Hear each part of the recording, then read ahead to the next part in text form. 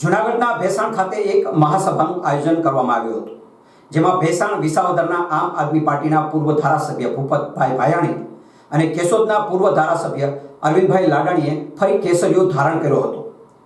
જૂનાગઢના ભેસાણ ખાતે બીજેપી દ્વારા એક મહાસભાનું આયોજન કરવામાં આવ્યું હતું, જેમાં આજે સભાના મુખ્ય અધ્યક્ષ તરીકે ગુજરાત પ્રદેશ અધ્યક્ષ સી.આર. પાટીલે ખાસ હાજરી આપી હતી અને આમ આદમી પાર્ટીના ભેસાણ વિસાવદરના પૂર્વ ધારાસભ્ય ભૂપત ભાયાણી અને કેશોદના પૂર્વ ધારાસભ્ય અરવિંદભાઈ લાડાણીએ ફરી ઘર વાપસી કરી છે અને વિધિવત રીતે બીજેપીનો કેસરીઓ ધારણ કર્યો હતો, જેમાં ઘણા આપના કાર્યકરો અને ઘણા કોંગ્રેસના કાર્યકરોએ પણ કેસરીઓ ધારણ કર્યો હતો, જેમાં ભૂપત ભાયાણી પોતાના 450 કાર્યકરોને સાથે લઈ બીજેપીમાં જોડાયા હતા।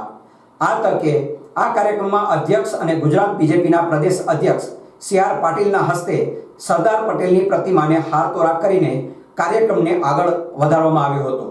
આ તકે ભેસાણ વિસાવદરના મહાન સંતોની હાજરી રહી હતી, જેમાં પરબધામના મહંત કરશનદાસ બાપુ તેમજ સત્તાધારના વિજય બાપુ તેમજ ચાપરડાના મહંત મુક્તાનંદ બાપુ સહિતના જૂનાગઢના સાંસદ રાજેશ ચુડાસમા તેમજ કેશોદના ધારાસભ્ય દેવાભાઈ માલમ તેમજ માંગરોળના ધારાસભ્ય ભગવાનજીભાઈ કરગઠિયા તેમજ જૂનાગઢ બીજેપીના જિલ્લા પ્રમુખ કિરીટભાઈ પટેલ તેમજ હર્ષદભાઈ રીબડિયા સહિતના નામી જિલ્લામાંથી મોટી સંખ્યામાં આગેવાનો અને કાર્યકરોએ હાજરી આપી હતી, જે આ સભામાં અંદાજિત 8 થી 10,000 લોકો ઉમટી પડ્યા હતા। જી ભૂપતભાઈ, આજે તમે ફરી ગૃહ પ્રવેશ કર્યો છે, શું કહેશો? ભારતીય જનતા પાર્ટી એ પરિવારનો હું એક સભ્ય હતો। આજે પરિવાર મારા વિસ્તારના હિત માટે, રાષ્ટ્રના હિત માટે, મારા વિસ્તારના ખેડૂતોની સેવા કરવા માટે, મારી જનતાની સેવા કરવા માટે અને સમગ્ર રાજ્યમાં અને સમગ્ર દેશમાં જ્યારે નરેન્દ્રભાઈ મોદીની જે કામગીરી છે, માનનીય આપણા વડાપ્રધાન છે, એમની વિકાસની જે રાજનીતિ છે અને વિકાસના રૂપમાં જે યજ્ઞ ચાલી રહ્યો છે દેશભરમાં, એ યજ્ઞમાં આહુતિ આપવા માટે આજે હું ફરીવાર મારા સ્વગૃહે ભારતીય જનતા પાર્ટીમાં પ્રવેશ કર્યો છે। ખાસ કરીને વિસાવદરનું જે મતદારો છે તેને લઈને આવતા દિવસોમાં કેવું લાગે છે? જે તમારી સાથે આપમાં હતા એ મિત્રો કેટલા તમારી સાથે રહેશે?